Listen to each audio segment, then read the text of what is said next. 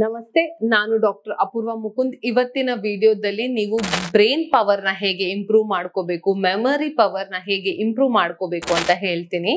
ಸಾಧಾರಣವಾಗಿ ಮಕ್ಕಳಿಗೆ ಮತ್ತೆ ಏಜ್ ಆದವರಿಗೆ ಈ ಮೆಮರಿ ಪವರ್ ಇಂಪ್ರೂವ್ ಮಾಡಕ್ಕೆ ಏನೆಲ್ಲ ತಿನ್ಬೋದು ಅಂತ ನೀವು ಕೇಳ್ತಾ ಇರ್ತೀರಾ. ಮಕ್ಕಳಿಗೆ ಸ್ಪೆಷಲಿ ಒಳ್ಳೆ ರೀತಿಯಾಗಿ ಅವರು ಚುರುಕಾಗ್ಬೇಕು, ಬ್ರೈನ್ ಗ್ರೋತ್ ಆಗ್ಬೇಕು, ಡೆವಲಪ್ಮೆಂಟ್ ಚೆನ್ನಾಗ್ ಆಗ್ಬೇಕು ಅಂತ. ಹಾಗೆ ಏಜ್ ಆದವರಿಗೆ ಈ ಮೆಮರಿ ಲಾಸ್ ಆಗೋದು ತುಂಬಾ ಕಾಮನ್ ಆಗಿ ಆಗುತ್ತೆ. ಸೊ ಅವರಿಗೂ ಕೂಡ ಏನೆಲ್ಲ ನೀವು ಮಾಡ್ಬೋದು ಅಂತ ಹೇಳಿದ್ರೆ, ಮೊದಲನೇದಾಗಿ ಫುಡ್ಸ್ ಅಲ್ಲಿ ನೀವೇನೆಲ್ಲ ತಿನ್ಬಹುದು ಅಂತ ಹೇಳಿದ್ರೆ, ನಟ್ಸ್ ಮತ್ತೆ ಸೀಡ್ಸ್ ನ ತಿನ್ನಿ. ಒಳ್ಳೆ ರೀತಿಯ ಒಮೆಗಾ 3 ಇರುವ ಫುಡ್ಸ್ ನ ತಿನ್ನಿ. ಒಮೆಗಾ 3 ಏನಿದೆ ಅಲ್ಲ, ನಿಮ್ಮ ಬ್ರೈನ್ ಡೆವಲಪ್ಮೆಂಟ್ ಗೆ ತುಂಬಾ ಹೆಲ್ಪ್ ಆಗುತ್ತೆ. ಒಮೆಗಾ 3 ಸ್ಪೆಷಲ್ ಆಗಿ ವಾಲ್ನಟ್ ಅಂದ್ರೆ ಅಕ್ರೋಟ್ ಅಂತ ನಾವೇನ್ ಹೇಳ್ತೀವಿ, ವಾಲ್ನಟ್ ಅಲ್ಲಿ ಒಮೆಗಾ 3 ಇರುತ್ತೆ. ಸೊ ಅದನ್ನ ನೀವು ತಗೊಳ್ಬಹುದು. ಅದಲ್ಲದೆ ಫ್ಲಾಕ್ಸ್ ಸೀಡ್ಸ್ ಅಂದ್ರೆ ಅಗಸೆ ಬೀಜ ಅಲ್ಲಿ ಕೂಡ ಒಮೆಗಾ 3 ಇರುತ್ತೆ, ಅದನ್ನ ನೀವು ಕನ್ಸ್ಯೂಮ್ ಮಾಡಬಹುದು.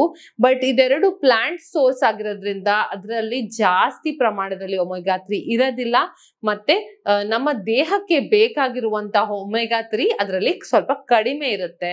ಅದಕ್ಕಾಗಿ ನೀವು ಏನಾದ್ರೂ ನಾನ್ ವೆಜ್ ತಿಂತಿದ್ರೆ ಫಿಶ್ ನ ಕನ್ಸಿಡರ್ ಮಾಡಿ, ಫ್ಯಾಟಿ ಫಿಶ್ ನ ಕನ್ಸ್ಯೂಮ್ ಮಾಡಬಹುದು. ಅಥವಾ ಫಿಶ್ ಆಯಿಲ್ ಸಪ್ಲಿಮೆಂಟ್ ಇರುತ್ತೆ. ಒಮೆಗಾ 3 ಈಗ ವೆಜಿಟೇರಿಯನ್ ಸಪ್ಲಿಮೆಂಟ್ಸ್ ಕೂಡ ಸಿಗುತ್ತೆ. ಸೊ ಅದನ್ನ ನೀವು ತಗೊಳ್ಬಹುದು.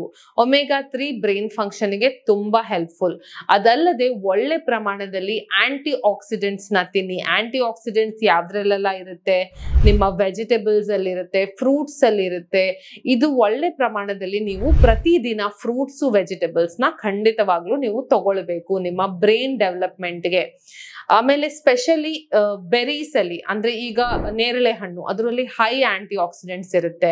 ಈಗ ಸಾಧಾರಣವಾಗಿ ಬ್ಲೂಬೆರೀಸ್ ನ ತಿಂತಾರೆ, ಬಟ್ ನಾವು ಇಂಡಿಯಾದಲ್ಲಿ ಬ್ಲೂಬೆರೀಸ್ ಸಿಗದೆ ಇರುವ ಕಾರಣ ನಾವು ನೇರಳೆ ಹಣ್ಣು ತಿನ್ಬಹುದು. ನೇರಳೆಯಲ್ಲೂ ಕೂಡ ತುಂಬಾ ಒಳ್ಳೆ ಆಂಟಿ ಆಕ್ಸಿಡೆಂಟ್ಸ್ ಇರುತ್ತೆ. ಅದಲ್ಲದೆ ಬೇರೆ ಲೋಕಲ್ ಆಗಿ ಸಿಗುತ್ತಲ್ಲ ಬೆರೀಸ್, ಈ ಹಣ್ಣುಗಳು, ಅದನ್ನ ನೀವು ಕನ್ಸ್ಯೂಮ್ ಮಾಡಬಹುದು. ಈ ಆಂಟಿ ಆಕ್ಸಿಡೆಂಟ್ಸ್ ಇಂದ ನಿಮ್ಗೆ ಬ್ರೈನ್ ಗ್ರೋತ್ ಚೆನ್ನಾಗಾಗುತ್ತೆ.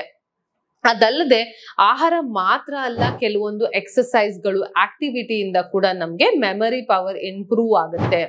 ಮೆಮರಿ ಪವರ್ ಇಂಪ್ರೂವ್ ಆಗಕ್ಕೆ ಫಸ್ಟ್ ಬ್ರೈನ್ ತುಂಬಾ ಹೊಸದಾಗಿ ಇರುವ ಆಕ್ಟಿವಿಟೀಸ್ ನ ಕಲಿಬೇಕು. ಸೊ ಅದಕ್ಕೆ ಯೂಶುವಲಿ ಹೇಳ್ತಾರೆ, ನೀವು ಈಗ ನಮ್ಮ ಆಡು ಭಾಷೆ ಕನ್ನಡ ಆಗಿದ್ರೆ ನೀವು ಬೇರೆ ಭಾಷೆಗಳನ್ನ ಕಲಿಯೋ ಪ್ರಯತ್ನ ಮಾಡ್ಬೇಕು. ಅವಾಗ ನಿಮ್ಮ ಬ್ರೈನ್ ಅಲ್ಲಿ ಇರುವ ಬೇರೆ ಬೇರೆ ಏರಿಯಾಸ್ ಏನಿದೆ ಆಕ್ಟಿವೇಟ್ ಆಗುತ್ತೆ. ನಿಮ್ಗೆ ಗೊತ್ತಿಲ್ಲದೆ ಇರುವ ಭಾಷೆಗಳನ್ನ ನೀವು ಕಲಿಬೇಕು.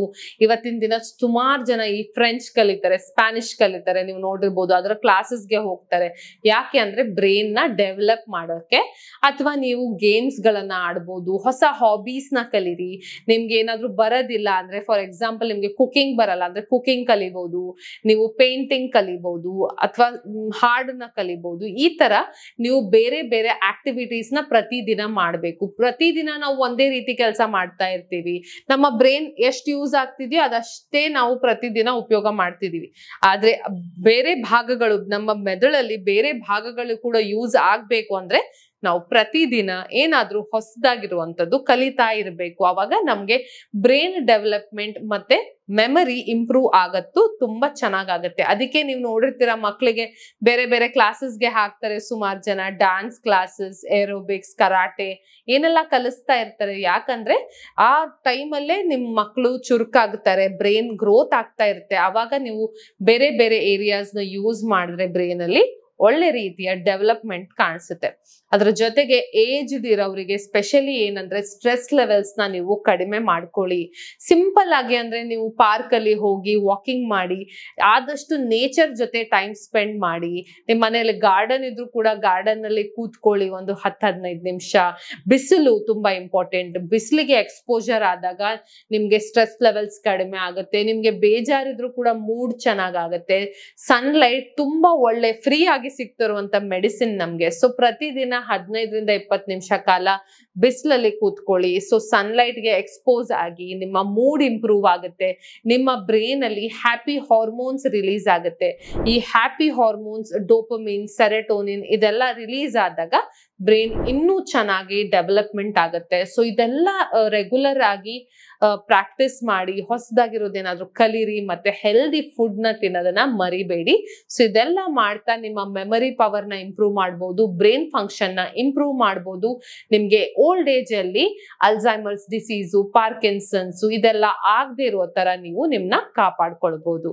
ಮುಂದಿನ ವಿಡಿಯೋದಲ್ಲಿ ಮತ್ತೊಂದು ಟಾಪಿಕ್ ಜೊತೆ ಭೇಟಿಯಾಗೋಣ. ಧನ್ಯವಾದ.